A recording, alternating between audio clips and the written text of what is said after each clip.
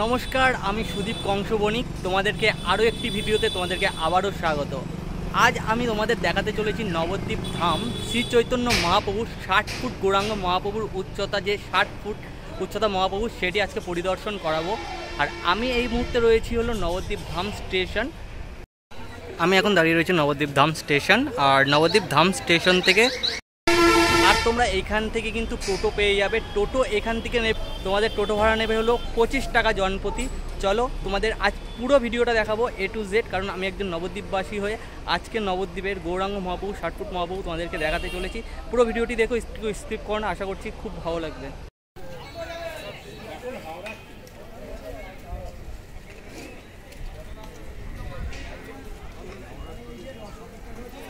এখান থেকে আমাদের যাত্রাপথটা শুরু করছি।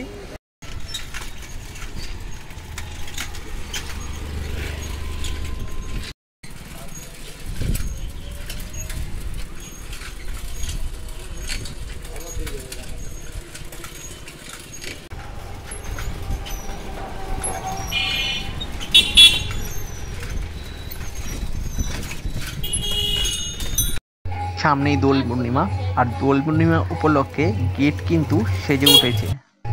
আমি কিন্তু এসে পৌঁছে গেছি 60 ফুট মহাপ্রভুর খুব কাছেই, সামনেই রয়েছে গেট।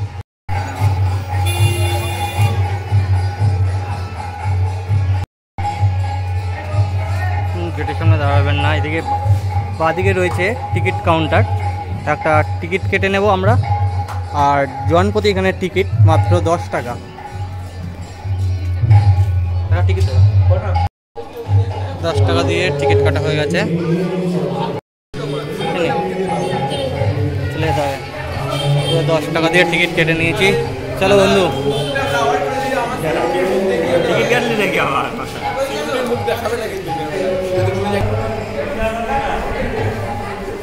চলো, এখানে নিয়মাবলী লেখা রয়েছে। আর আমরা এখন চলে যাবো হলো এই শোরুমের মাঝখান দিয়ে। আর এইদিকে গৌরাঙ্গ মহাপ্রভু কিন্তু দেখা যাচ্ছে। আর পরন্ত বিকালে যেহেতু আমি এসেছি, সেহেতু কিন্তু সূর্যটা ওইদিকে থাকাতে দূর থেকে কিন্তু খুব একটা পরিষ্কার আসছে না শ্রী চৈতন্য মহাপ্রভুর মুখটা। চলুন সামনে থেকে দেখাবো, নিশ্চয়ই তোমাদের আরও ভালো লাগবে। আর এই যে আমরা শোরুমের মধ্যে দিয়ে চলে আসলাম, এখানে কিন্তু দারুণ একটা ভাইব রয়েছে। আর এটা কিন্তু টোটালি কিন্তু ফাইবার দিয়ে তৈরি। ওটা এখনই বাইরে চলে আসলাম। চলুন তোমাদেরকে আরও সুন্দরভাবে দেখানো যাক। আর সামনে রয়েছে খুব সুন্দর ফুলের বাগান।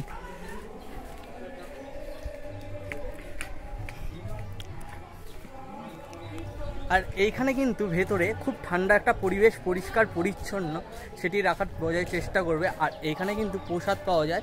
কি কি প্রসাদ পাওয়া যায় তোমরা একবার দেখেই নাও।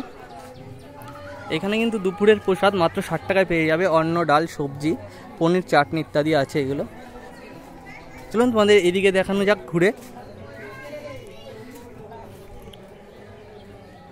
এখানে কিন্তু মূর্তিগুলো খুব সুন্দরভাবে রাখা হয়েছে, যেরকমটা বৃন্দাবনে রয়েছে। বৃন্দাবনে আদলে এখানে কিন্তু মূর্তিগুলো রাখা হয়েছে।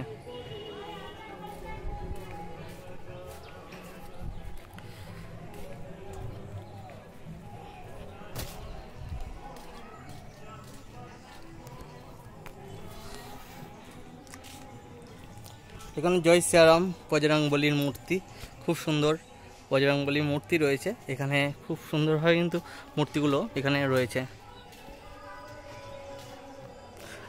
রাত্রি হলে এখানে কিন্তু লাইটগুলো জ্বলে উঠবে, আরও সুন্দর লাগবে কিন্তু দেখতে। আর এইখানে কিন্তু একটি রয়েছে রথ, সে জগন্নাথ দেবের রথ। সেটি রথের সময়, রথযাত্রার সময় রথটি বের হয়।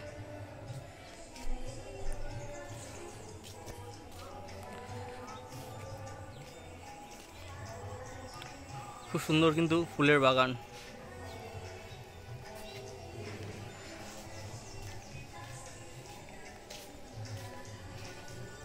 তোমাদের কিন্তু রুট করে দেওয়াই রয়েছে, তোমাদেরকে যে উল্টো পাল্টা এদিক ওদিক যেতে হবে না, তোমাদের রুট করে দেওয়া হয়েছে। তোমরা ঠিক যেভাবে আসবে খুব সুন্দরভাবে কিন্তু সব কিছুর দর্শন করতে পারবে।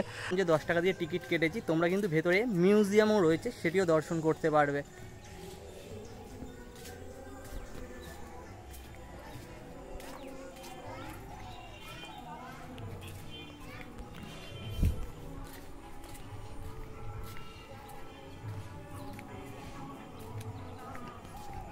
এইখানে রয়েছে হলো ব্রহ্মাদেবের মূর্তি।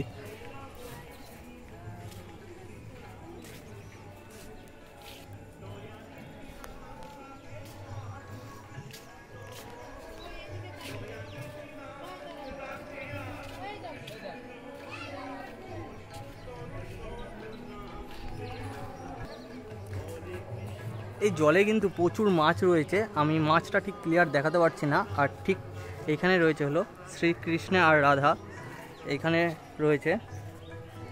আর প্রচুর কিন্তু কয়েন ছুঁড়ে দেওয়া হয়েছে এখানে, দেখতেই পাচ্ছি। জলের মধ্যে প্রচুর কয়েন রয়েছে, তোমরা যারা আসবে এভাবে ছুঁড়ে দেবে না, জলে অনেক পয়সা পড়ে যায়।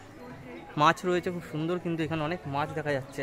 ক্যামেরায় কতটা ক্লিয়ার আসছে বোঝা যাচ্ছে না, কিন্তু মাছ কিন্তু রয়েছে এখানে প্রচুর। সামনে কিন্তু এগিয়ে গেলে কিন্তু আমরা মিউজিয়াম দর্শন করতে পারবো। খুব ভালো লাগছে এখানে পরিদর্শন করে।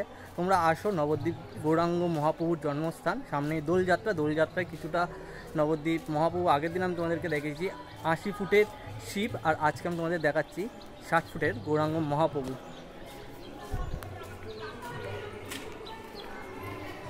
সামনে কিন্তু রয়েছে মিউজিয়াম। চলুন জেনে নেওয়া যাক শ্রী চৈতন্যদেবের মহাপ্রভুর জীবন কাহিনী। শ্রী চৈতন্য মহাপ্রভু 1486 সালে 18 ফেব্রুয়ারি নবদ্বীপে জন্মগ্রহণ করেছিলেন। তার বাবা মহেশচন্দ্র দত্ত ও মা সচিমাতা দেবী অত্যন্ত ধার্মিক ব্যক্তি। যুবক বয়সে তিনি নানা ধার্মিক বিতর্কে অংশগ্রহণ করতেন এবং দ্রুত নিজের আধ্যাত্মিক তত্ত্বের পরিচয় দেন।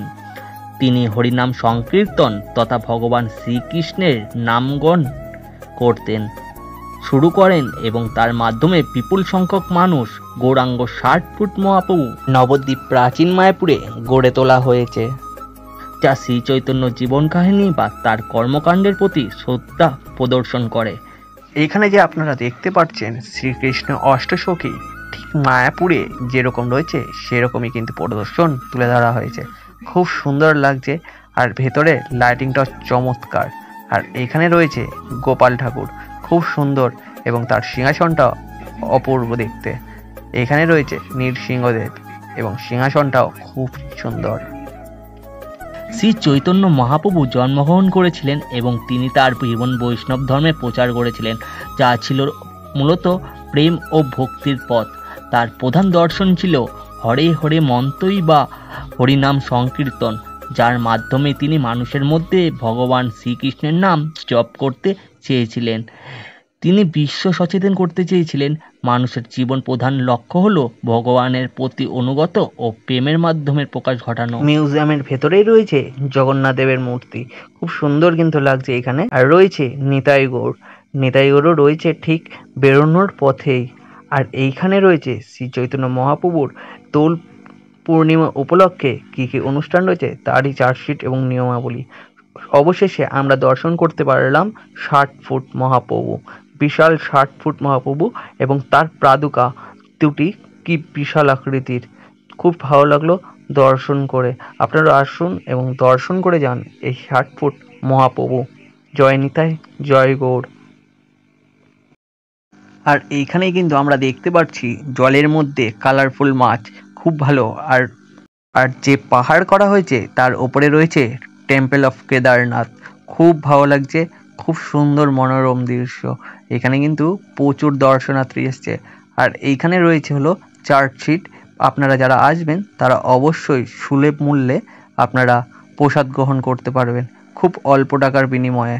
আর এদিকেও একটি মন্দির তুলে ধরা হয়েছে। আর দূর থেকে কত সুন্দরই না লাগছে, আর কত বড় ছোট ছোট মানুষ দেখা যাচ্ছে। সামনে যারা দাঁড়িয়ে রয়েছে তাদের আকৃতি খুবই ছোট দেখা যাচ্ছে।